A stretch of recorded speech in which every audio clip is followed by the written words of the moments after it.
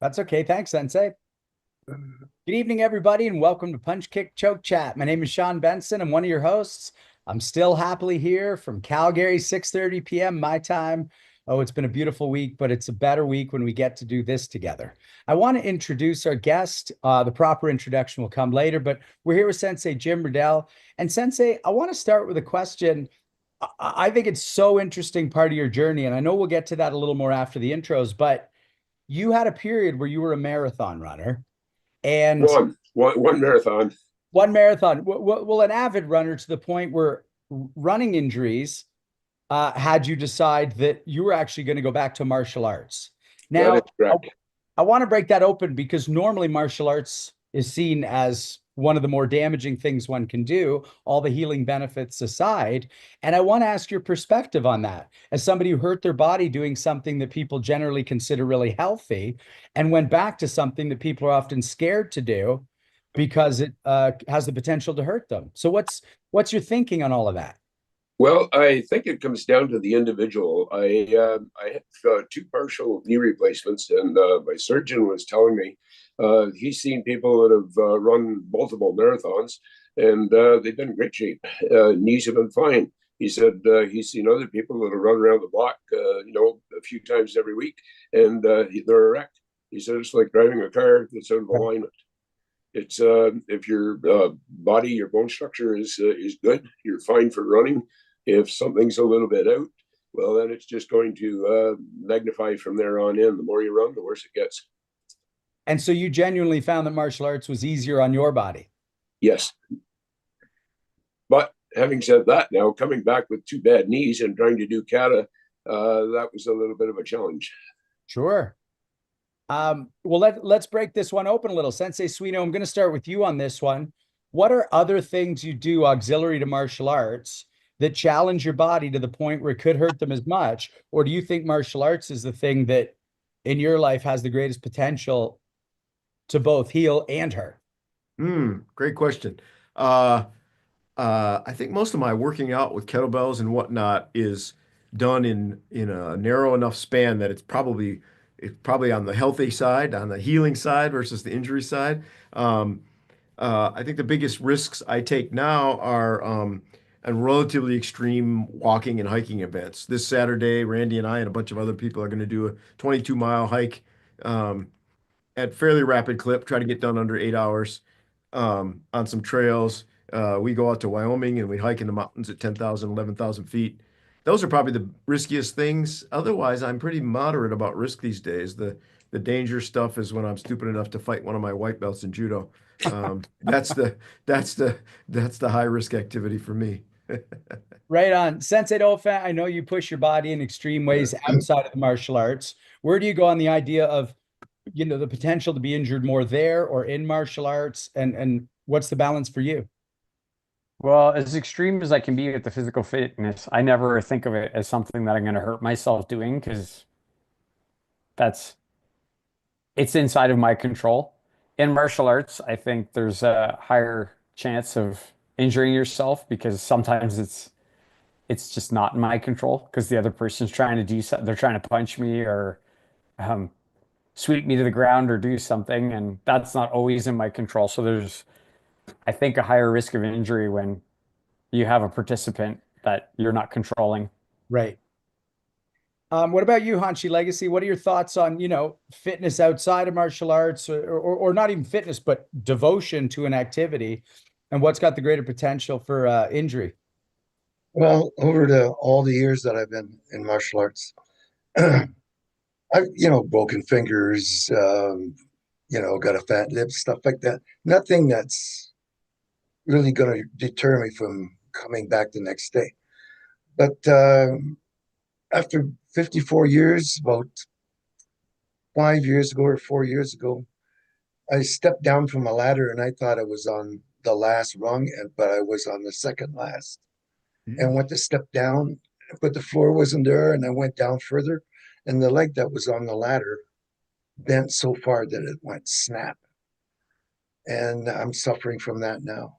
I just went and did a long Ido weekend, and my knee swelled up. So it's just luck of the Irish for me, I guess. But I, if you in martial arts, you're prepared for it, so you sort of, your mind is ready and you don't do certain things. Whereas a surprise like that, just stepping off of a ladder, did me in. So Yep. I just want to chip in a little before I break open one other aspect of this question.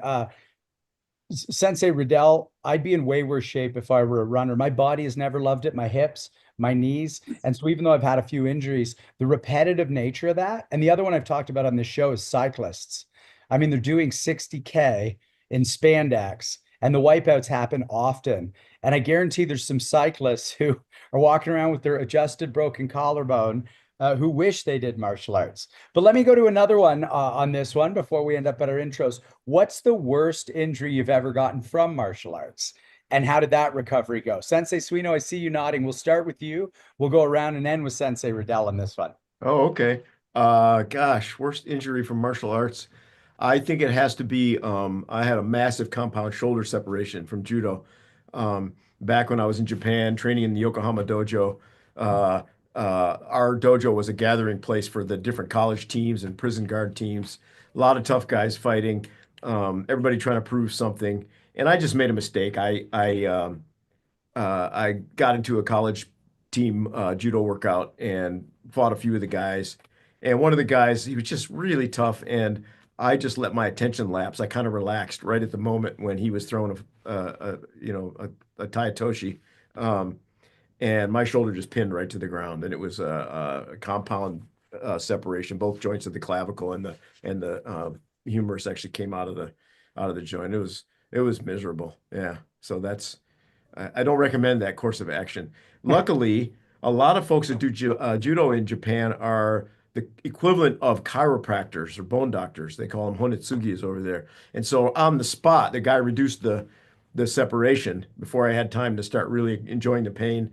And they taped it up and did all kinds of stuff. And I bought a whole bunch of beer and ice and went home and managed to fall asleep. And 3 hours later, woke up in the worst pain of my life. So I do not recommend compound shoulder separations for anyone. I How always remember that you said something about they taped like a quarter to your shoulder or something and Yeah. said So like when until it rots off, then what's this? The AC. I think this is this SC here in the AC joint. So in the AC joint, what they do is they've got a coin in Japan that's got a hole in the middle of it, and they stick it right on the when that pops up, they stick it right on the top of that bone, and they tape it down. And the guy used a whole roll of white sports tape on it, and he literally said to me in Japanese, he goes, "Listen, leave this on till it rots off, and it'll help reset that bone." And it did. It was horrible. I left it on there for about 3 weeks, and it was horrible. It smelled so bad. It was insane. But I have mostly use of my shoulders these days. So, I was going to say, how long till you were back doing it without thinking about it? long, long time. That's how I first learned to do jumping break falls because I couldn't roll that onto that shoulder. So I came back to the dojo in about 2 months and I couldn't roll on that shoulder. So I would jump over that shoulder and do the falls. So that's how I learned to do that. I could get back to Iaido pretty quickly. But as far as fighting, it was probably 3, 4 months. But I was 28 years old. I was a much faster healer in those days. Hanshi Legacy, what about you? What's the worst martial arts injury and how'd the recovery go and how long? when I was in my early 20s, I was doing the side splits, trying to get my stretch up, and I was about an inch from the ground. I was really trying to touch you know, the growing part of my body to the floor, and I put that little extra push in, and my right leg came out of the socket. It just went pop, Wow. and then like it was out there. So a couple of people helped me to stand up, and my leg was still out at about 30 degrees. And then all of a sudden it went punk, and I went back in. So it was sore as hell for about 6 months, and then I was okay. Right on. Sensei Dauphin? I was gonna make some joke about Sensei Legacy's groin region, and he wasn't down that far as you might think. But, but then I was gonna be like, people are gonna ask, how does he know? Right? So um, mine's actually similar to Sensei Legacy's, but I just wanted to say, I don't know, most of the injuries I've gotten, which are not major ones, were with Sensei Legacy fighting with him. So like, cracked nose, broken ribs, broken fingers. Um, but we were always able to come back a week later and do it all over again. But mine was similar to Sensei Legacy's in that I remember because I was in the dojo in St. Thomas above Moe's Variety, that dojo, and I was doing my conditioning things for competing that Sensei Legacy wanted me to do, and it was this leg swing thing, and as I brought my leg down, it hit the ground, my heel hit the ground, and I tore my groin. And it took me out for of competing for a good 8, 9 months. But then did all the protocols and got myself back. At the time, I thought it was career ending, and now 30 years later, I'm like, yeah, that was a stupid thought. But I remember that one, Sensei. Mine's real brief, which is just after doing a lot of jujitsu, a lot of karate, nothing bad happened in either event or sport or art. And then I just woke up one day with a knee that big and it was a torn meniscus. That one took a while. I'm going to say all told, close to a year before I didn't have to think about it anymore. But I got to be training within days karate without fighting and months jujitsu without full kneeling. Sensei Riddell, what about you? What's the worst martial arts injury you've had and how'd that recovery go? Well, I had a lot of little ones, from banged up ribs to having a habit of reaching too far to block a kick when it wasn't necessary, and getting fingers sprained, and I got a hook kick right on the side here over my glove one night. That was no fun. I would have to say the knees, though, were the worst. That was maybe not caused by the martial arts, but it certainly affected the martial arts. how about Sensei Wadi? Did he ever injure you? I don't know. He's always been in great shape. No, but did he ever injure you? No, no, no, no. We actually, him and I have worked very well together. Always have. Well, he's on the call, so maybe at the next Capital Conquest, he'll injure you. I'll keep an eye out for it. Ladies and gentlemen, we're talking about injuries. Come one, come all, martial arts is for everybody. Because I'll tell you this, as a guy who's had a few, nothing is more of a fountain of youth and a healer, little injuries notwithstanding. We talked about that a bit on our last episode. And that was with my co-host, who I'm grateful to call my co-host and more importantly, honored, Sensei Randy Dauphin, Sensei Nicolas Suino, and Sensei Gary Legacy. Hanshi Gary Legacy, we call him as a 10th Dan. And, I don't have a massive introduction for them. All I want to say is when I'm out of town, I have a good time. I like my job a lot, but I don't like it more than being able to see these people regularly. And I'll be done in about 2.5 weeks. And within that first 2 weeks, the first thing I'm going to do, by the way, Sensei Suino, maybe on the drive home, is see each of them. Because if you're anything like me and you care about this thing the way you do, and that means it comes from your teachers, you can't go too long without them, or you start to feel the lack. So I feel the lack of you three, even though we're together tonight. And I just want to say that. And now I want to throw it to you, Sensei Dauphin. This is good, Sean. Thank you. Sorry, I don't want Gen AI. I want my intro notes. I'm really happy to be able to introduce Sensei Jim Riddell. As we've already been talking about it, he started in athletics with long distance running in the 70s, competed in marathons, half marathons, a lot of 10K races. But it was around that same time that Sensei Riddell found a lifelong passion for martial arts. And that was in 1974 when he started training in Judo. His former with Eastern Ontario champion, it was Art Martel was his instructor at that time. In 1985, when he stopped running, he again found martial arts as a passion, and he started training in karate with Sensei Marcel Leroux. In 1992, he joined the World Kobudo Federation, that little-known World Kobudo Federation with Hanshi John Therian, and he earned his black belt with them. Along the way, Sensei Riddell obtained an instructor certification in pressure point control tactics and defensive tactics trainings. He also attained his national coaching certification, and in 1993 opened a recreational club in Ingleside, Ontario, originally known as the Ingleside Karate Club. A year later, he started another one called the Prescott, Ontario, and the club is still open today by one of his former students.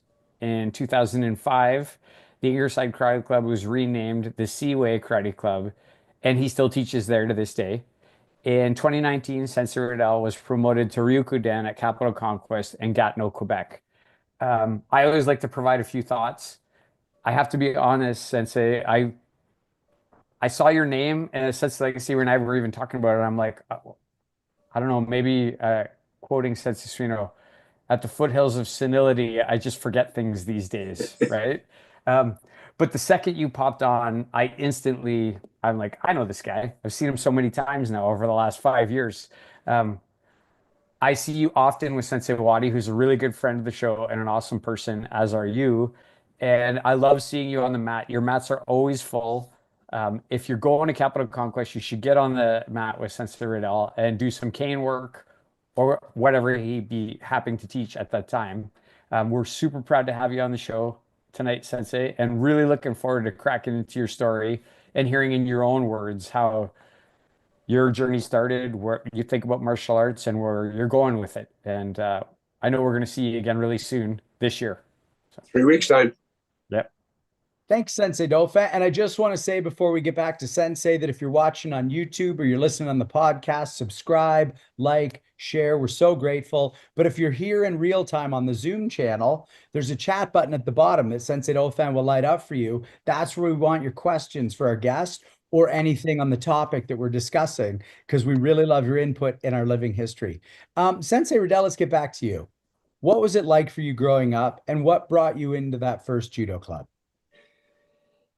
Martial arts, it was always something that I had an interest in.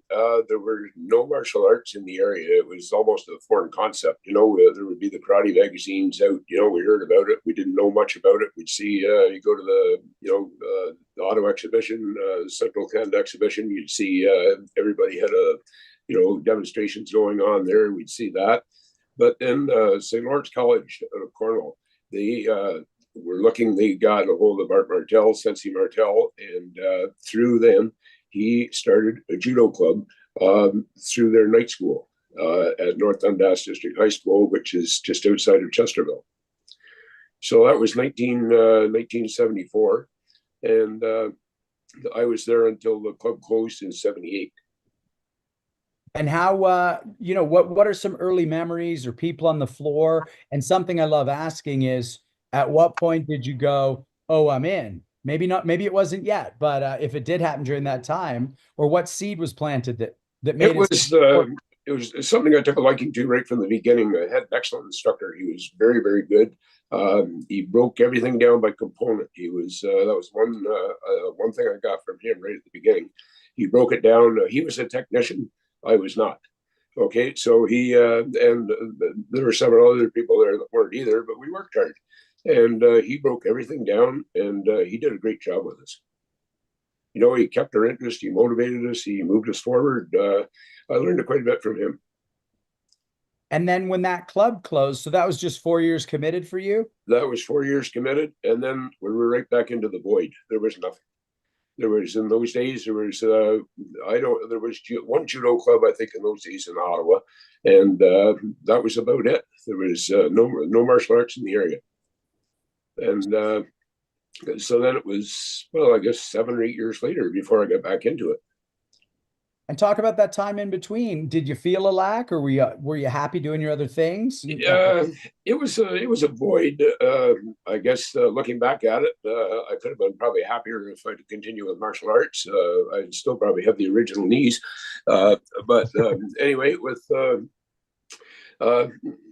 the running was a good experience. It was there was the jogging craze there in the late 70s. I got caught up with many other people in that. So after a while, the goal was to complete a marathon. Which I did complete one marathon. That box was checked. And it was just to finish. There wasn't any big time goal on it, other than to get under 4 hours. That was about it. So. And did you find that any part of your martial arts training was part of that thinking or philosophy? Was that deep in you yet? There was no way I wasn't going to finish, put it that way. Right. Yeah. So I would have to say yes, that probably carried over. So you've got this beautiful thing that you did for 4 years. It became a part of you. Then you go into something else that you really seem to enjoy, but it takes you out. Are you sitting quietly for a while? Are you frustrated? What makes you go, you know what? I'm going back. Well, it pretty much fell into my lap. I was still running. I had done that marathon. You'll never see a Clydesdale in the Kentucky Derby ever. So I was just doing short runs after that. And I was driving one night, and I see this jogger, and we had a German Shepherd that was very cross, and I stopped to basically warn him about this dog, and he was brand new to the area, and he was looking for a place to open a karate school. So I made a connection for him, and a few weeks later, I'm one of his students. So just like that, I was back in. Sorry about the voice, guys. I got a bit of a cold there tonight. It's not the best. Not at all. You sound fantastic. And I just want to make sure I'm not interrupting because Oh, not at all. Not at all. Yeah. So you're back in. You've met this gentleman on the side of the road in some fortuitous fashion, and he's literally running. So there's some poetry there. How did that feel? And how did it feel switching arts? It was seamless. Again, another very good instructor. Um, he was just an excellent instructor, and again, he had a very similar philosophy to Sensei Martel.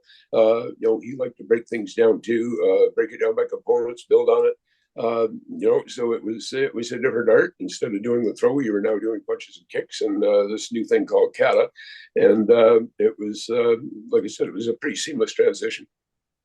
I really love to hear that because, especially as we've talked to people back in the day, sometimes certain connections weren't made because you didn't have the internet to show people links. And I love that you found the kata and the things in the kata relevant and relative enough that it made sense. What can you tell us about Sensei Marcel Leroux? He was just an excellent instructor. He was again he didn't focus on any one aspect of it. There was a lot of sparring, there was a lot of kata, there was a lot of self defense. He broke it down. If anybody wanted to train weapons, he was quite good with the bow. It was he was quite diverse, excellent instructor. And And anybody else in the club at the time that stood out to you? I think out of that club, I was the only one that went on and achieved Shodan. And then where's Sensei Leroux today? He's out of the martial arts now. He's been out for several years. He's playing a lot of guitar now, and he's transitioned to something else. Um, this is actually a good topic we can chat about a little and then get back to you. But we'll start with you, Sensei Riddell. When you're in the martial arts for a lifetime, you see a lot of people who were ahead of you at one point, you looked up to at one point, and then one day they're just not there. Um, how have you found that over time when you see people who've either left or whatever? Do you think about them? Do you think wistfully about the time when you were the new guy? How does that feel for you watching people fall by the wayside? Oh, I got kind of used to it over the years. I would have a long, long list. The first few years I was in karate, and after I joined World Kobudo, there were so many people there at the events. I started collecting business cards, and I had I think hundreds of them that I had until we had a flood in 2013, and they went. But I've often looked through those cards, and there was only a fairly small fraction, 20 years later that were still around. Yeah, There's a lot of people that have come and gone. there really are. Sensei Dolphin, let's go to you first on this one. We join and there's people ahead of us or next to us. And what's your take on the fade? And do you ever have a wistfulness about, wishing you had a few more people ahead of you still around? I'm happy with the people that are ahead of me right now. I'm not wishing that there were more there. The people that are ahead of me are really good, and I have lots to learn from all of them. Um, as you were talking about that stuff, one thing I'll say to the students today is that, well, this is if you're not on your own journey, right? It takes a while sometimes. You start very competitive. You compare yourself to the people around you. that's not necessarily a bad thing because you're trying to get inspiration from the people around you to motivate yourself to move forward. Um, but inevitably, martial arts is designed to make you quit. It's there to like, and most people are going to like fall by the wayside. Like it's, it's a very small percentage that make it to black belt, and even less and less that continue on and keep training through the decades. That's why Sensei Legacy says you're a quitter if you stop before 30 years, right? Because very few people make it that long, that stay there for that amount of time. Um, yeah, this is to me like there's lots of battles in martial arts, personal battles, battles against other people, but the war is coming to the dojo in and out. That's the war of attrition, right? The other people fall by the wayside and you're winning if you keep coming, right? You need to tell yourself that. You keep showing up, you're still winning. Even though you might get your ass handed to you on any given night that you show up, come back the next night. You're winning then, right? Sensei. And you and Hanshi taught me that really early. Like before I left university, it won't be a fight that makes you quit. It's moving, a new partner, a new job, having a kid. So if you can stick those first early ones out, you probably will be okay. Hanshi Legacy, what about you? You've seen probably more than any of us come and go. And are you wistful about it? Do you have thoughts about it? Well, back, I joined in 71, 72. Um, and back then, there weren't the kind of schools that there are now, because 50 years later, there are more styles. At that time, it was the instructors weren't that well learned, we'll say, right? So there is, I can't think of anyone who was back in my club that is teaching now. I stand to be corrected there. But after maybe 20 years or 25 years after I was instructing, a lot of the students that were my peers came and joined back up again, because just simply because I kept it up. I went out and looked for a style. I went out and added some things to it. I mean, um, I don't want to sound like, I'm not trying to boast or anything, but basically it was just for me. I was just looking for something to set my life straight, and that just happened to be there. I sort of landed on it, and I'm not much of a quitter when I start something. Right on. Sensei Suino, what about you? Arguably, you might have seen as many come and go, given when you started. What's your take on the feeling, wistfulness? Do you think about it? Do you care? Or do you have any thoughts? I've been reflecting on that. I think I've had a handful of students who've gotten really close to black belt, for example, and then have quit before they got their black belt. And sometimes just within months of when they would have been testing for their Shodan. And a few of them I don't care, but some of them I really liked them as people. I really enjoyed being around them. I thought they had a lot of talent. I wish they would have just punched that last card before they left. But one of the things that occurred to me as I was thinking about this, reflecting on kind of who's passed through, um, what's more frustrating to me is the people that are still in martial arts that have kind of checked out. Um, uh, who are still showing up in dojos or look, I think everybody should do what they can with what they have as much as possible. I always say to my students, you should run to the dojo every day, but if you can't run, you should walk. If you can't walk, you should crawl. And if you're too sick to crawl to the dojo, you should be at home on the couch watching martial arts on YouTube. Um, and it just frustrates me when I have people of my age or a little bit older, a little bit younger, who are still showing up in some capacity, but they're just not trying very hard. And I don't know. I'm not walking in their shoes. Who knows what their challenges are? But it just frustrates me because I know that with more work, I don't know this. I think that with more work, they'd be more fit, they'd be happier, they'd probably live longer, they'd be contributing more to other people's lives. So what's more frustrating to me than people quitting, because if that's how it is, that's how it is. What's more frustrating is people that stay in and they quit, figuratively speaking, even while they stay in the martial arts. Yeah, right on. Thanks for that. The only thing I'll add is I do wish everybody I joined with stuck around. You know, when I joined at Western, it was a big crew. Uh, I'd love to have all those trudging partners still in the mix. It's impossible. You know, the average person, how long does it take them to get a black belt? The average person doesn't.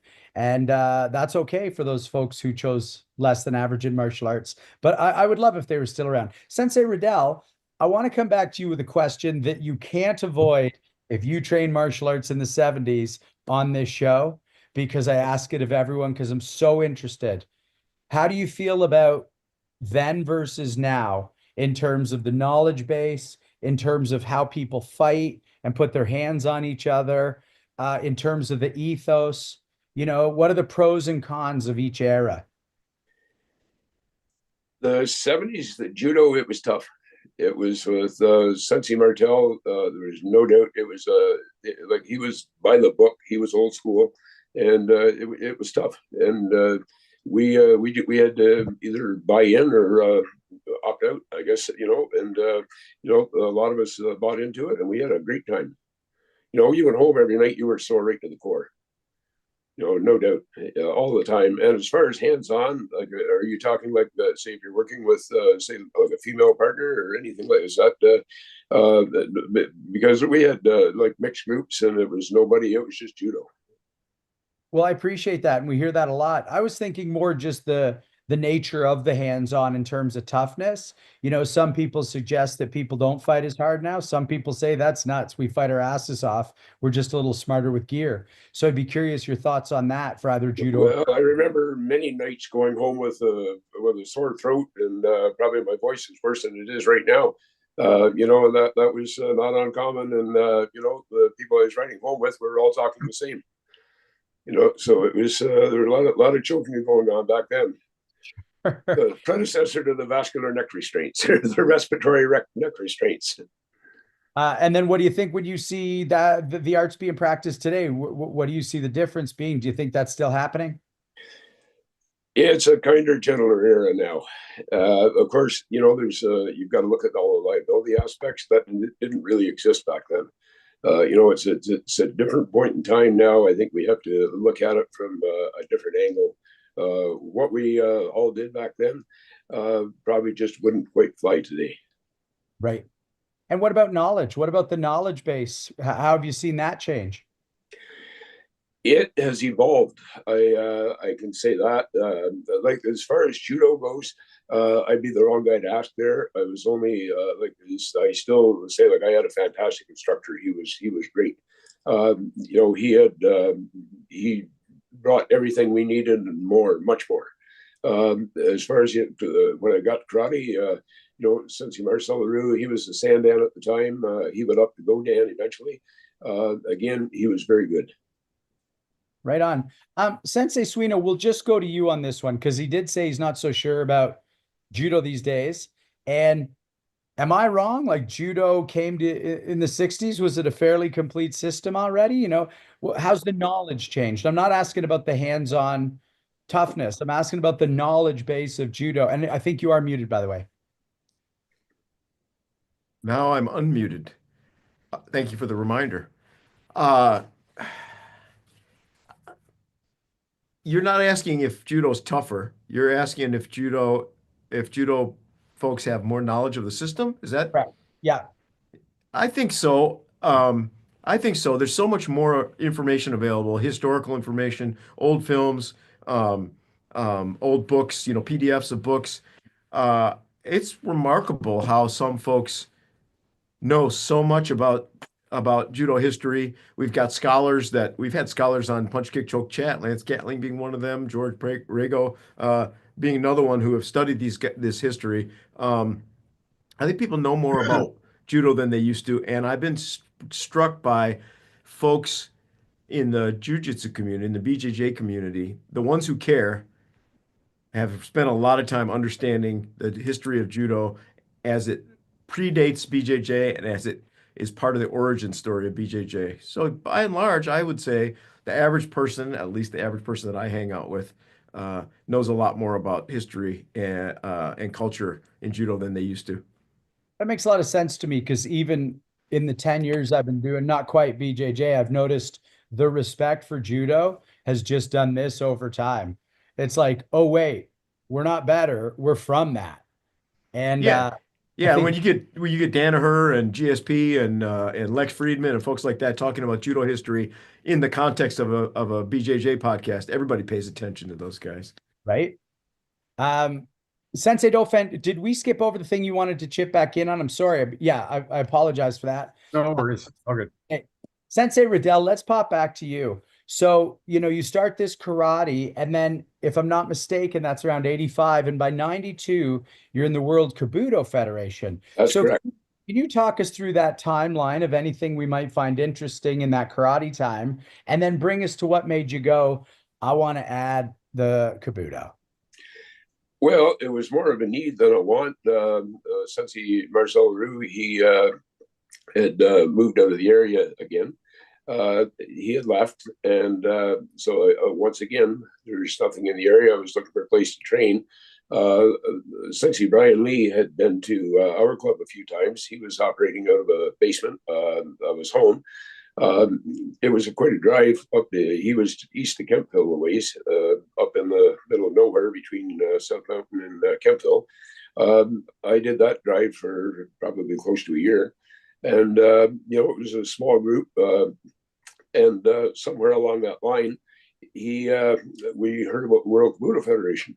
So we had I had done a pressure point seminar with Professor George Sylvain back in, I think, '89, and that was an eye opener. Something you talked about, the evolution and stuff. Well, that was it for me. I always took notes all the time after a seminar. Well, I couldn't even pronounce hypoglossal and glossal perennial, let alone spell them. So it was pretty tough to take notes on that. So I guess about 6 months later, I took a second one, and I love the seminars. I had to get more of that, and I took the second one, and this time Hanshi Teria was there. So I met him and had a great chat with him. And Professor Sylvain, he had his scepter baton there, and he was giving a demonstration with the baton. And it was probably about a good 4-hour seminar with the pressure points, and then the baton was just an add-on. So anyway, I purchased a baton, which I had to pick up at Teria Jiu-Jitsu on St. Anne Street. And once again, I had a great chat with Hanshi Teria. And then in '92, Sensei Lee and we had heard that the World Kobudo Federation had started up. So we set a meeting up and we joined. So you're still there. You're there on the ground floor of that being created. I was there in '92, yes. Right on. I want to go back to something you said, and normally I say this at the end of the show, but I love that you said it was more of a need than a want. And I think maybe some, younger people listening, like, you won't always get what you want in terms of your club being around the corner or your teacher being there forever. But if you need this art or any art, you can go find it. I love that you said it was more of a need than a want, and you went and found that. That's exactly the way it was. Yeah. So talk to us about that early time in the WKF. They're friends of the program. We love and respect that organization. But what was that in the beginning days? And how did you like adding in the Kobudo to, you've got a stand-up, a throwing game, obviously a ground game with judo. This is incredible. So how did you feel entering that new realm? Oh, it was an eye-opener again, because, all of a sudden now I take a few people to a World Kobudo event. And, you may be training with a Muay Thai person, you may be training with a Jiu-Jitsu person, and certain techniques just absolutely flow. They feel natural, and you come back and you bring it back to the club and you figure it out, and those moves are in your kata. So it's, again, an eye-opener. At that point, we didn't know that. We had to piece all that together. And then what about Sensei George Sylvain? That's a name that's come up for us a bit. And if there's anything extra or your take on him that you want to share, we'd love to hear it. I got a lot of things from Professor Sylvain, the 3-minute rule, things that we still do today. If you can't teach it in 3 minutes, throw it out. it's not going to be effective, or break it down into a 3-minute component and then add to it. That type of thing I got from him. For your self-defense, two most important things in his mind was simplicity and spontaneity. Those things, again, we've followed those rules. Try to keep it to gross motor skills in most cases. Again, from Professor Sylvain. I love that. Hanshi Legacy, I want to go to you on that. Simplicity, spontaneity, gross motor movements. We're not here to argue with Sensei Sylvain, but what do you think of those ideas? Where do they work for you? I'm sorry, I missed that whole. Well, just talking about that, if something can't be taught simply and can't be implemented spontaneously, it's not necessarily effective. Is that something you agree with or have any thoughts on? I'm sorry, I'm out in left field. I wasn't in on the idea because I was writing something else down. So I'm gonna That's okay, Hanshi. We'll go to you. I'm What's gonna that? chip in. I'm gonna chip in on that because I'm not gonna answer for Sensei Legacy, but I will say that Sensei Legacy always said to me, the best fighter is the person who can change while it's happening. Right. Right. So it's not the plan that you have. It's when something's happening, how do you react to that? And does And, your does your there's training your spontaneity. Yeah, that's right. That's the spontaneity, right? Does your training support you changing while it's happening and being spontaneous? Right on. And there's then, so many. I'm yep. sorry. No, please, Hanshi. There's so many different ways of being attacked that Randy sort of triggered this off a little bit. I told him you had to fight so much to be able to run across all those different ways. The more you fought, the more you could react to different things. So it's all in getting out there and doing it. A lot of training, talking about it's never going to do it. Thanks, Hanshi. Sensei Suino, where do you go with gross motor skills, simple, spontaneous? Yeah. Um, uh, I really truly believe in the long path in martial arts. And there were a lot of things that were unattainable to me when I started, but that I can do now because I've got scaffolded skills. I think if you're going to apply something, it has to be simple for you at the time of your life, right? So what was simple for me when I was a green belt in karate back in the late 1970s, is very different from what's simple to me now after being, studying a variety of martial arts for decades. Um, Gross motor skills are what we start with, and then we have something else now. We're not the same people we were 30, 40, 50 years ago. It's interesting, I'm listening to a podcast now with a guy named Josh Waitzkin, who was a child chess prodigy who then studied jujitsu with, among other people, John Machado. And he talks about Machado as being a one trial learner, right? He's not the same as other people. He was a guy, Machado could get into a judo match and experience an opponent's technique once and learn it and solve it, right? I'm not that guy. I'm a much slower, I'm a multi, experienced learner. But uh, I think I'm going to stand on what I said. I think uh, in the moment, in real time, in fighting or in sparring, simplicity is key, but simplicity doesn't mean the same thing to you and me. It doesn't mean the same thing to Hanchi. It doesn't mean the same thing to Sensei Riddell. It doesn't mean the same thing to Randy as it does to somebody who's 6 months into their martial arts career.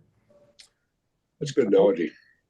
Yeah, I appreciate that perspective. And it's funny you say that because I've heard versions of this since day one of my training, but it was from Machado. I heard most specifically, there are no advanced techniques. There's just basic techniques. You train enough that they become advanced. And he teaches the simplest jujitsu I've ever seen. It's not complicated. He doesn't even care about the names. It's just here's what your body does to make it happen.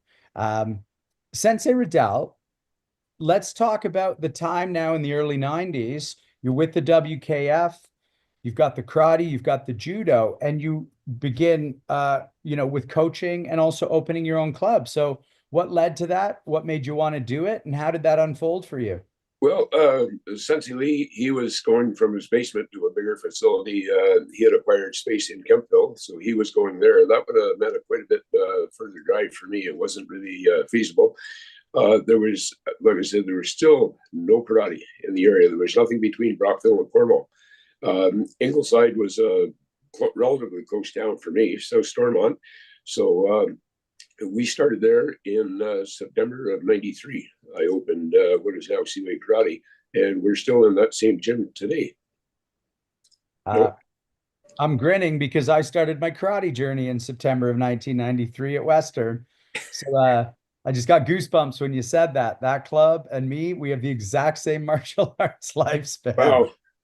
And we're both still going. I'm happy to still at it. What about challenges going from being a student, being a teacher, not just for you, but things you'd want people who are thinking of doing that to know? It for me, I always had good resources. There are many times, I would phone Renchi Ranwadi. We had many conversations. Kyoshiro Barber, Hanshi Teria.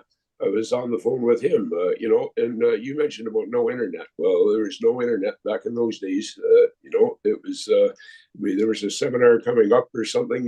I would get a message on the phone, or I would get a phone call from Hanshi, or there'd be a message, and I would call him back. He was 6 o'clock on a weeknight. He was in his office upstairs at St. Anne Street. We're calling from a phone that's attached to the wall with a cord. It's 746-5402. He was always accessible. He would always answer, and we just went from there. I love that. I want to throw it to Sensei Dauphin because we've had Sensei Wadi on the show, and I think you open that up a little for us. Yeah, Sensei Riddell, I just wonder about when I think of you, I don't want to say synonymous with Sensei Wadi, but most of the time when I see you, I see the two of you together doing things together. And, in martial arts history like that and a friendship, like where did you guys first meet each other? Is he senior to you? Like, what's that relationship like in the beginning? He was a few years older, and it was I was in grade 12, and I was working after school at a gas station, pumping gas, renting motel rooms, and doing the odd oil change. There was a restaurant attached there and a motel complex.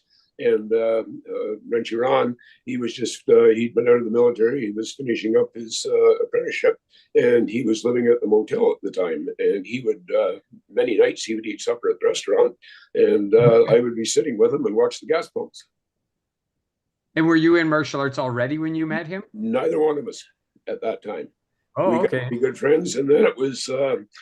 I guess I was probably a blue belt or so with Marcel Leroux, and Sensei Marcel, we got to be good friends. He phones me up and he says, I was at a seminar last night and I met this guy that knows you.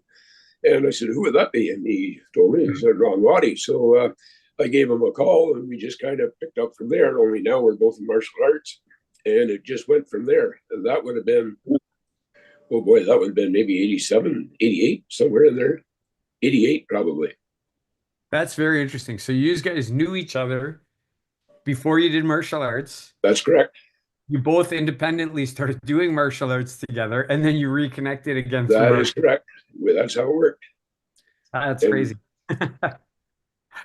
I just want to ask you something, Sensei Riddell, because, we're talking about 1993, opening that club.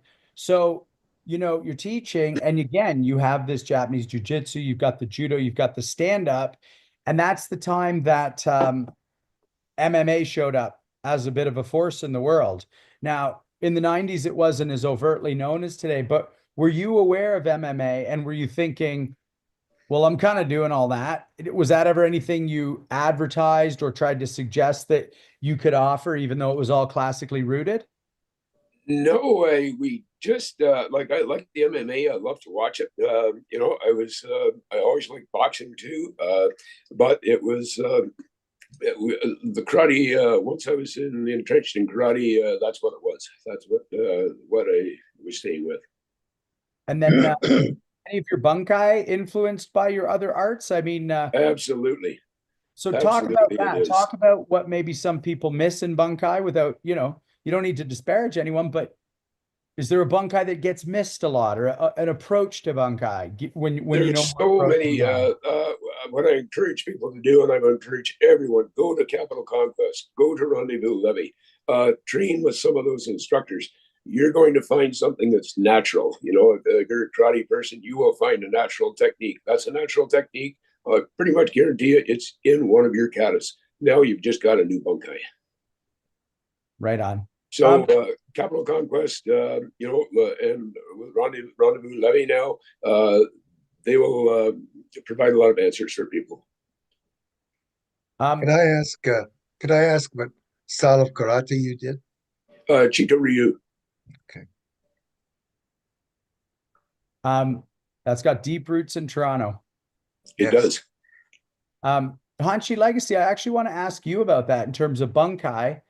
And obviously, you know, your thinking grows over time, but have you noticed a change in your thinking about bunkai with more history knowledge and with more of judo and MMA and those kinds of things compared to in the 70s or 80s? Absolutely, yes. Yeah, well, to start with, you see, the thing there is, if you don't do one style in a full sense, and you just are scattered going around to different things, you don't get the basis for one thing, and then can add to it.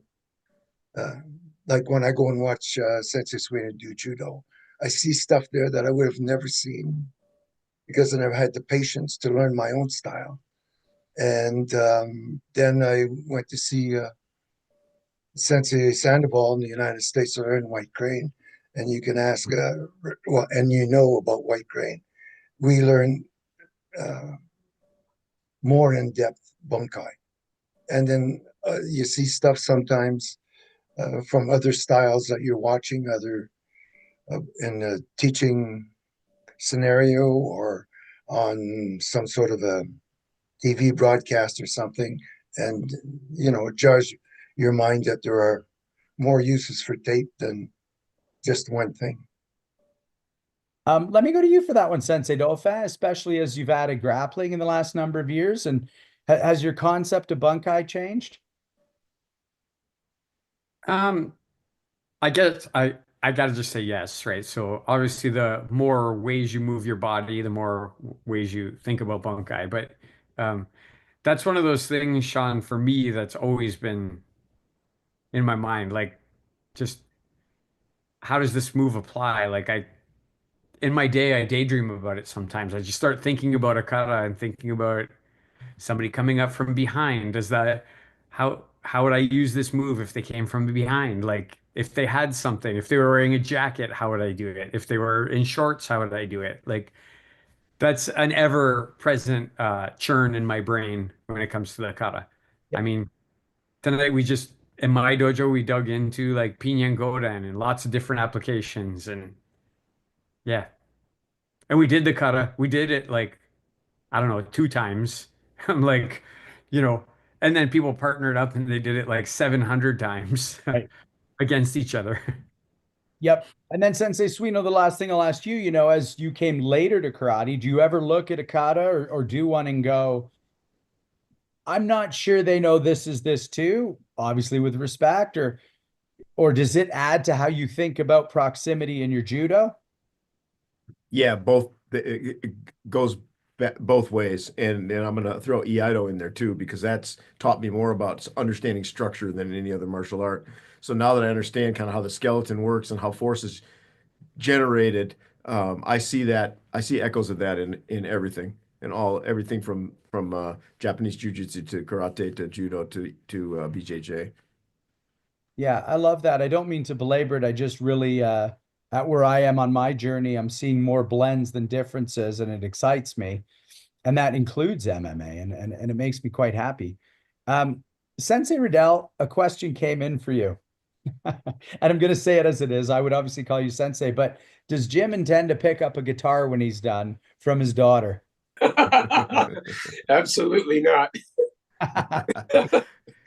Only if she sings. Well, there you go. What's behind that question, Sensei? Why is she? Leave that question. What's behind that? Oh, we could be here all night. Well, No, we're going to be here it's, for at least a half hour, so you have some time to answer it if you oh like. no, that's just something we'd both get a kick out of. It's I can see her asking that. That's good. Um, is there an implication you'd ever be done, Sensei Riddell? Only if health dictates. So far, so good. Right. In it for life. Yep, for the long haul. Let's break open a little bit of Capital Conquest, Levy. We promote those events a lot, so it's not a question about that. But you did mention how important it is to go to those events and see something that attracts you. And if I'm not mistaken, you've done cane there as well. Yes. And what is the benefit of not just training at home with a style in 2025? We all know everybody's doing good stuff. Why did you say that about those events? Like, It sparks an interest. If we can send, however many students we can possibly send to Capital Conquest, or we send a few to Rendezvous Levy. If they can find something that sparks an interest, they will pursue that then, and they're getting something that they cannot get at our club. And that's what it's all about. It's it diversifies them and allows them to grow and develop. There's no better place than World Kobudo. And for any martial artist that wants to learn, develop, and grow, that's the best place to be, in my opinion. Have you always felt that way about other martial arts? When you were doing judo, were you Yeah, have to keep an open mind. Right. You can learn something from everyone. Yep. Sensei Suino, we've talked about this, but how important is the taste of the other when you're on your own journey with 1, 2, or 3 arts? Can you ask that question one more time? Well, yeah, by going to something like that, you're trying something like Sensei Riddell said that, can pique an interest or a curiosity, but presumably you're already on a path that can never be completed in your lifetime. Yeah, I definitely get really inspired by some of those teachers. Some of it is just watching them teach and getting their energy, but sometimes it's the moves. And then, you see a move and you go, man, I'd like to do that, but I know I'm not going to put the work in to be at that level. So then you kind of back off and go, well, what am I doing in my arts, right? How can I learn, use those principles or employ that in the things I already do? So 100%, I get the inspiration from them. You can't go to an event like that and go to 20 different judo mats. There's only one judo mat, right? Right. But there's 20 or 30 or 80 different mats in different martial arts. So if you hit an instructor who's amazing, physically inspirational, yeah, then you're taking something back. I love that. Hanshi Legacy, you taught me so beautifully. If this whole room is all martial arts, I can only learn what's beneath my feet. But has your sense of what's beneath your feet changed since being part of these large organizations and seeing other arts? Not for me. I mean, of course, there's benefit in it and everything, but for me is I'm still learning the little parts and not 8, 9th, and 10th Dan that time, which allows me to learn more about my style. But I was watching a 1977 interview of Richard Kim today, and he says, uh, what makes everything easier is if you like something. It's easy to learn. If you don't like something, it's hard to learn. So when you go to a thing like that, you're going to like most martial artists and most martial arts, and you will learn something from it because you like the martial arts. So of course there's a benefit. And there's also room like for EI or other martial arts. It depends on your own capacity to learn and to expand on. I myself am very limited to learning different styles. Thanks, Hanshi. Yeah. Sensei Dofan, what do you think about that? Because you've been in that mid part of your journey, presumably, depending on how long we end up living, if Sensei Suino has his way, really expanding how you connect with these other martial artists and martial arts. So, aside from the event itself, what has been your benefit? So my benefit is whether you're doing Calais or Eskrima, like your Johann Skillberg or your Mike Wall or your Jean-Yves Theriault. And I'm going to just take away the practical side of martial arts because I do think some martial arts are better than others to be able to defend yourself with, just my opinion. Um, Training in them all, and when you train in them for a really long time, there just becomes a lot of commonality in your thinking. Like when you sit down and start talking with a person like Jean Theriault or Johann Scalberg, or through that hard training, especially if you take the perspective of um, how it applies, then you develop kind of that combat mind and that higher thinking of it. And it's really nice to just be on the floor with a bunch of people and then after go talk to them and find that similar thinking, right? Whether they're doing Kobudo or Judo or Calais or BJJ or whatever it is, everybody's approaching it from a combative mindset if they're doing it right, right? Like, how does this apply against another human being? And that's one of the things I've really taken away is that, well, I can be snobbish about Shorin karate, um, because why would I train something that I thought was the third best thing to train, right? Like I think it's the best because I've done it for 30 years and I love it. Um, I respect the fact that other people think that what they're doing is the best, and we all approach it from this kind of combative mindset and how it would apply. And then I guess many paths to the mountaintop. I really love that. And to add on my version, Sensei, I'm good at what I'm good at. I need to learn what I need to learn. But no matter where I am in that big room, and this could be any event like that, I'm just one of. I'm not the best. I'm not the worst. I'm one of. And one of the best things martial arts has given me, and it goes back to that idea in Zen Flesh, Zen Bones of being a small man, is that I always thought I was bigger and better than I was. And I actually prefer now to just be one of in the middle, that kind of thing. And those events really help remind me that, the kata competitor, that might not be how I even want to do kata, but that person is excellent. And I'm just one of the kata people in that room. It's really nice. Hey, Uh, Sean, I want to go back to Sensei Riddell. I have a question for him. Please. Outside of the dojo, Sensei, have you ever had to use your martial arts in any way, shape, or form? No, I anything I usually could talk fairly well, and verbal de-escalation has worked. Got me this far. How about not in a combat situation? How has martial arts helped you outside of the dojo? Have you ever had to use it? No, you mean in a physical text? I mean, your training, has it benefited you outside of the dojo? In what way? I think you're maybe a little more aware of things than if martial arts was not involved. I think you kind of look at the world a little differently now. Yeah, I love that. I haven't been in any real physical ones outside, but the way I've looked at the world is probably why. Um, what do you want to tell us about that period from basically 93 until now? We still have a bit of time to go, but we got to get your 10 questions in. And I'm really loving the journey through the time of your life.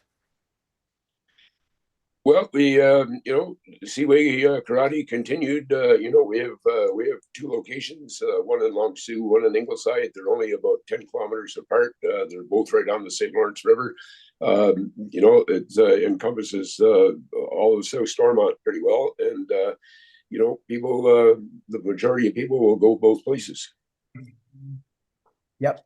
What is the largest city close to all those other places? Well, we may have to define a large city. Actually, like I see, Cornwall is 47,000, and it's about maybe 15 kilometers from Ingleside.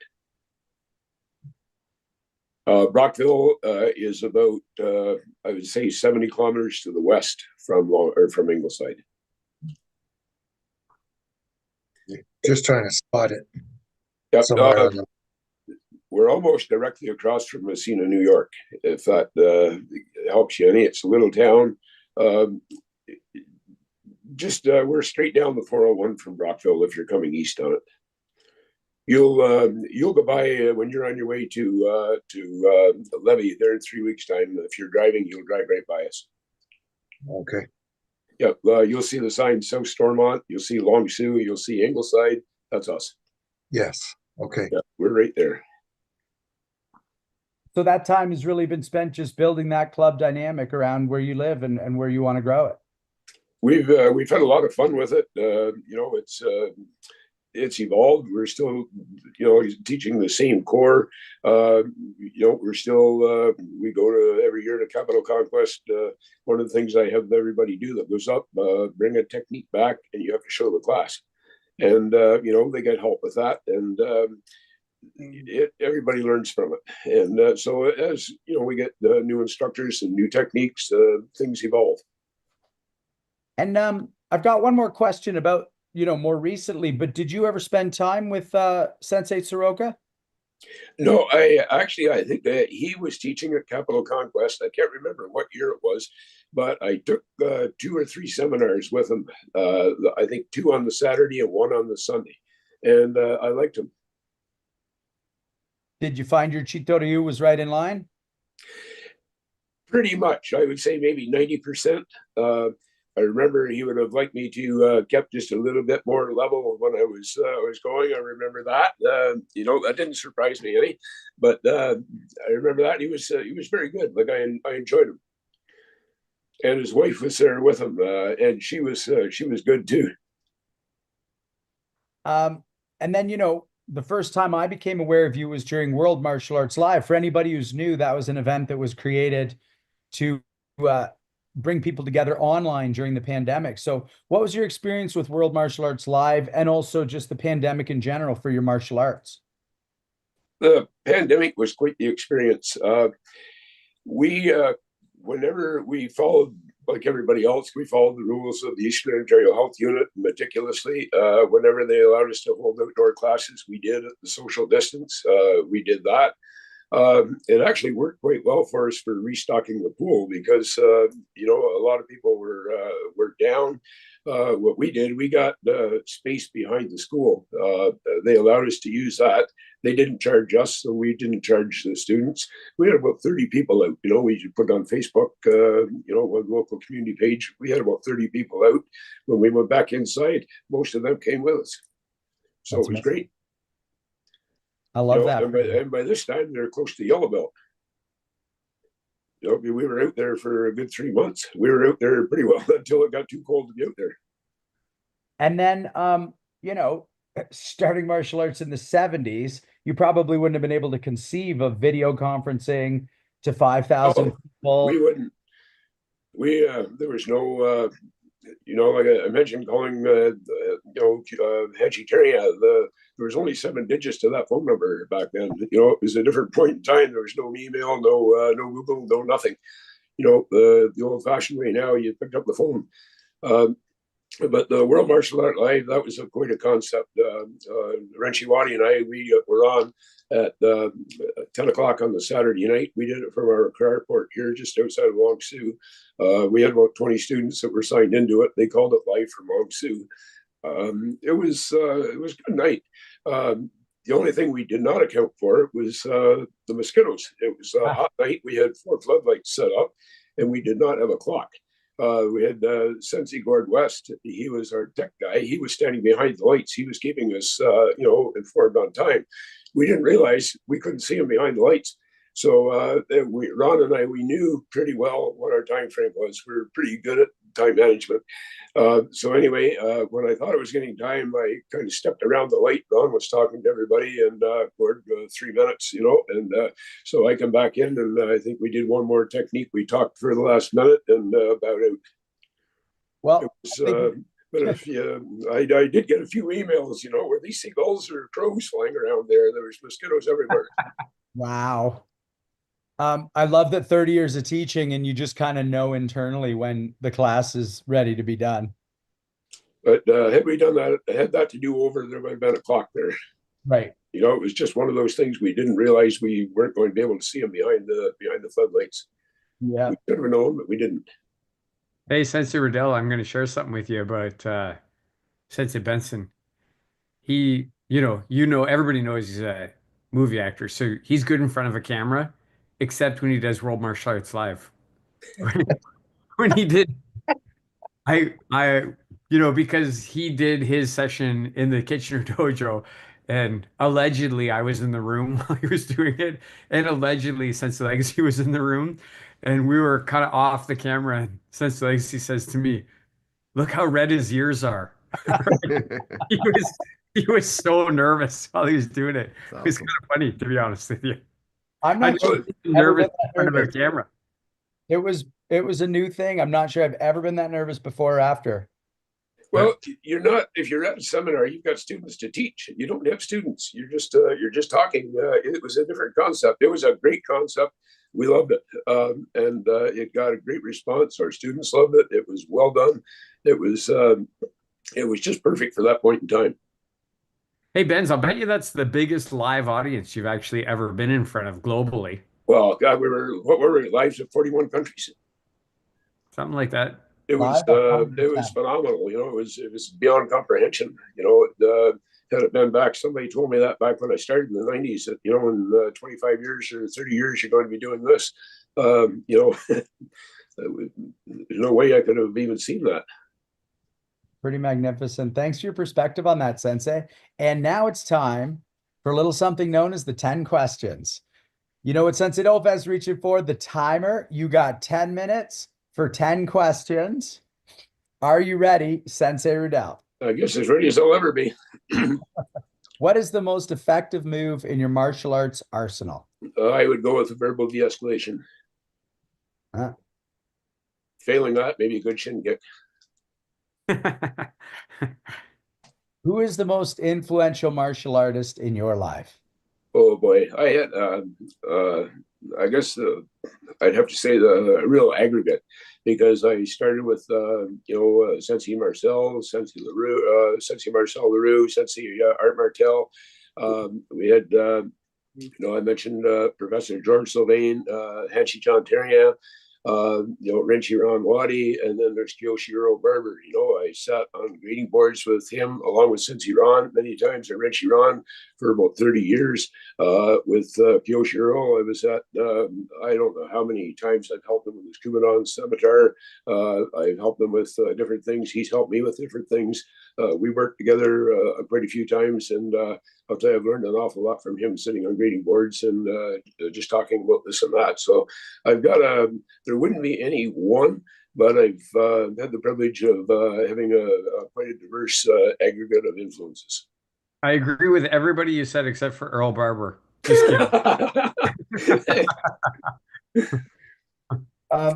Who is the most influential martial artist of all time and why? Oh boy, Jigoro Kano. I have to go with him. If it hadn't been for him, I'd say we may not be sitting here tonight.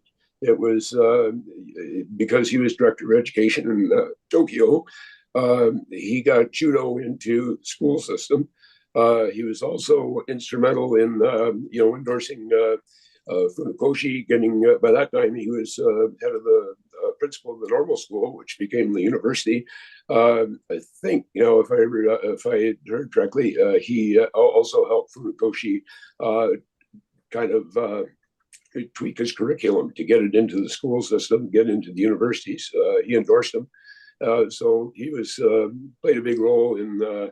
He brought the judogi, the karate-gi, the belt ranking system, the dan ranking system. He brought so much to the martial arts. Anyway, he would be my pick. What excites you most about the next 5 years of your martial arts training? Well, short term would be Rendezvous Levy, and right after that, Capital Conquest. We've got some pretty good young instructors. We've got a good group of instructors, and I guess I'm excited to see what their next steps are. If heaven exists, what would you like to hear God say when you get there? Well, I guess being asked in would be right at the top of my list. I would say liking to hear something like you made a contribution. Do you have a favorite film and television martial artist, even if they're not great at martial arts in real life? Any martial art movie, usually when there's a good one comes out or a popular one comes out, we see a bump in the curriculum. The dojo. There's an influx of students because of this, and that helps to promote the martial arts. So any actor that has the capability of creating a little bit of promotion, I'm on board with. Is there any martial artist, living or dead, in all of recorded history who you would like to train with the most? Dr. Jitosi. If everyone in the world could have the greatest benefit you've gotten from martial arts, whether they train or not, what benefit would they be getting? There's a multitude of benefits, and I guess you kind of make a composite of those benefits. It shapes you, it develops you, it forms character. There's a lot of different benefits, and for anybody that's in the long haul, I'll stop short of saying it changes you, but it most definitely shapes and develops you. Sensei, our last two questions come as a pair. What is your greatest achievement? What is your greatest regret? Greatest achievement. I've watched enough politicians the last few weeks. I'm going to spin that answer. My greatest achievement, I'll say, is the achievement of the students. What some of them have done. We've got Wrenchy Bill Williams. He was with us for many years. He is now with YMCA in Brockville. He's running their program for them. We have another one of our black belts. She was with us from I think the age 6 maybe until she graduated or went off to university. She is now in Kingston. She's running the program for the YMCA in Kingston. So and we've got a whole bunch of others that are coming up right behind them. We've got watching them. They're I've kind of set the goal for all of them. Every class, you move that needle forward just a little bit. We want everybody walking home when they go out of here. We want them a little bit better than when they come in. And they're turning potential into performance. They're doing a great job. And what then is your greatest regret? I would say those that 7-year void would rank right up there. There could have been a lot of things done in that 7-year period. Also, there's a few years prior to 74 that could have been, things could have been done then too. So I would say there's probably about 10 years missing out of the martial art journey that could be there. Again, what if? What if? How's our time, Sensei Dauphin? I think it's a new record, Sean. 3 minutes and 40 seconds left. 3 minutes and 40 seconds left. I'm going to throw in an extra question for you. This sometimes is one I put out there. You've obviously trained a lot of martial arts, but if none of the arts you've seriously trained in existed, what art do you wish you did? I would say probably Kenryu Jiu-Jitsu because it's in my mind, it's a pretty complete martial art. It's got the boxing, it's got the grappling, it's got the kicking, it's got it's quite complete. That would probably be my choice. And boxing too. I like the boxing. I've always liked that. So. Yep. Appreciate that. How did you enjoy your 10 questions? Well, I got through them. You got through them indeed. What's your favorite year you've ever trained martial arts and why? I don't, that's a quite a loaded question. I don't have one that just absolutely jumps out at me. They've all been good. Some of them are, you could take one of the, it depends how you define best or that. You could take a year that, say you don't have a lot of talent in the dojo, but you have to work harder. You have to do a lot more to develop them. And sometimes a year like that can be one of your better years. Sensei Suino, what was the best year of your martial arts life and why? And you can't say right now. You're muted. That's it. You should have heard what I just said. It was amazing.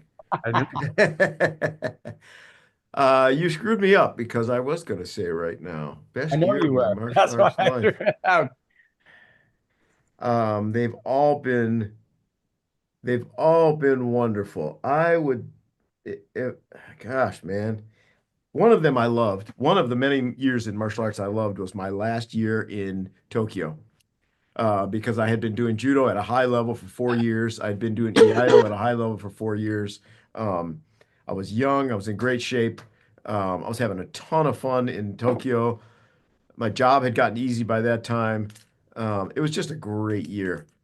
And uh, Holy moly, I still remember my last day at the Kanagawa Budokan, this giant dojo of many martial arts, but the judo floor was, I think it's like four full-size competition judo mats, all on a sprung floor with 20-foot ceilings. And it's just a massive, beautiful place. On Saturdays, there's 300 people that are playing judo there. And I remember my last night there, I don't know how many fights I had. 2 hours of 2 hours of fights, man. Um, and I always tell the story. My first night, I beat one brown belt and got beat up by 35 black belts. And my last night, I made it halfway through the list. Like I could play with half of these Japanese black belts, no problem. And that was a huge accomplishment to me. So that was just a culmination of a whole year. Yeah. So I would have to say that was definitely one of my favorite years. Right on. Hanshi Legacy, your best year of martial arts, and you can't say right now and why. Well, I can do better than that. I can boil it down to the day and time. Ooh. It's February 28th at 7 o'clock, 1971. I put my foot on a first time I put my foot on a dojo floor. It changed my life. I could smell it, taste it, and it was the first time I was ever there. But to me, from then to now is still the same day. That's it. Giving me the feels, Hanshi, and I mean that. Sensei Dolphin, best year of your training, your martial arts, and why? Well, I'm my sensei student. I was going to say September 1989, the first day that I walked into the dojo with Sensei Legacy. Um, I just have to say that. And it just today feels the same as then. Like I was so excited, and there's no time that I don't turn the lock and open the door and walk in and feel that same type of feeling. There's no time when I don't walk into the dojo with Sensei Legacy or Sensei Suino where I don't have that same little bit of anxiety and excitement. Like I guess history keeps repeating itself one day at a time for however many years. Thanks, Sensei. For me, I have mentioned that late 90s period, Sensei Dolphin, where I had time and energy and was coming to see you. But I'm going to go with 2010 to 2011 because that's when I moved back from LA. I was healthy. I refound, I'd never stopped with karate, but I refound a commitment that had been missing. And that laid the groundwork for why now is the best time. And I know that's probably true for all of us, but that was a really important period for me. There was a humility, but there was an excitement. And yeah. Um, Ladies and gentlemen, I want to thank the people who helped keep this show running. And I've got that list right in front of me, which is why I'm talking slow because I don't have to look for it. Robert Schlumsky, Justin Shea, Andre Sadashev, Alden Adair, Josh Kitchens, Christiana Landol, Tridi Giuliani, Stavros Stavroulias, Emily Ruth Driscoll. Thank you. Thank you. Thank you. We all know what's going on because of you. Sensei Riddell, if you've watched, you know that we go around the horn and we say a little something about our time with you. And then the last word will go to you to say goodnight. Hanshi Legacy, what do you want to say about our time tonight? It's a great time. Went through some of the past years of martial arts. I've got to reacquaint myself with the cane man. Uh, you're going to Levy at the end of the month? Yes, I am. Okay, we'll see you there. Thanks a lot for coming on our show. And We thank you. appreciate it. Thank you. Thank you, Hanshi Legacy. Sensei Suino, what would you like to say about our time tonight? Well, I think I'm going to say two things. One is, Sensei Riddell, you started in judo, so that makes you all right by me. And then you also said the most influential person of all time was Professor Kano. which I can underscore completely. So I really am grateful for those answers. I think great minds think alike. When you think like I do, you must be smart. But I'm a relative newcomer to Capital Conquest and Rendezvous Levy. But it's been great knowing you there, seeing you on the mats, training, and becoming a part of this culture. And I'm looking forward to 2, 3 weeks when we can do it all over again. Sounds good. Thanks, Sensei Suino. Sensei Dauphin, what do you want to say about our time tonight? First, I want to say, Sensei Riddell, your daughter chimed in again and said, "Way to go, Dad," and put the little heart thing up for you, which is nice to see. That's something everybody on this call has in common, except for Sensei Benson. We're all dads. We all get better, That and we know of. we That get we know better. That's right, that we know of. Sean could have more than any of us, actually. He could have more than any of us.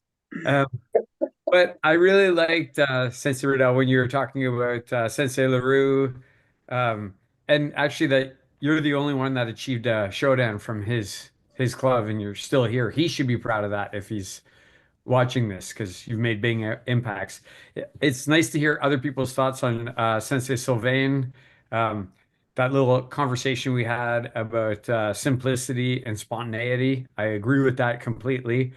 Um, I also got to say, I'm a big fan of Sensei Wadi. Love that guy. Um, so cool to hear your history that you guys were actually friends before martial arts, and then Way before. yeah, and then became friends again through martial arts. That's really interesting. 10 questions. I like that you said verbal de-escalation and a good shin kick. Right. That's good. Um, Most influential. You mentioned so many names, and I was only joking. I really like Sensei Earl Barber. He's a good friend. So if he's watching, he's also huge, way bigger than me, and I don't want him to hurt me when I see him next. So Earl, I was only joking, man. All time Kano Sensei. I really like that you tied that in with Funakoshi. Of course, like I don't disagree with that. He's a name that doesn't get mentioned enough as the most influential. So thanks for mentioning that name. Uh, Next 5 years, it was really nice to hear you say that you wanted to see the young instructors on the floor and what they're going to do at Rendezvous Levy and Capital Conquest. Um, Dr. Chitosi, I'd like to train with Dr. Chitosi too. Actually, you said that, and I'm like, that would be a good one. I've learned a lot of stuff about his history over the last couple of years that I didn't understand. So I'd like to train with that guy. He was actually, if people don't know, Dr. Chitosi was the maternal grandson of Sokan Bushi Matsumura. That is correct. Yeah, so I'd like to train with that guy. And then when you said the greatest benefit that it shapes you, that's something that says Slacy says often and has said. Karate's here to change you. You're not here to change it. Uh, you know, greatest reward your students and your greatest regret, 7 year void in training. Those seem legit to me, but I really am happy that you made it back. Took 7 years off and happy we're here tonight to get your story on Punch Kick Choke Chat. So thanks so much, Sensei, for coming on and look forward to seeing you soon. Well, and thank you for having me on. I'd like to thank the people that nominated me for this too. And you guys keep up the great work, and I'll see you all in 3 weeks' time at Rendezvous Levy. Such a Right. pleasure, Sensei Riddell. Thank you for being with us, everybody. And we'll see you next week for a very special 5-year anniversary.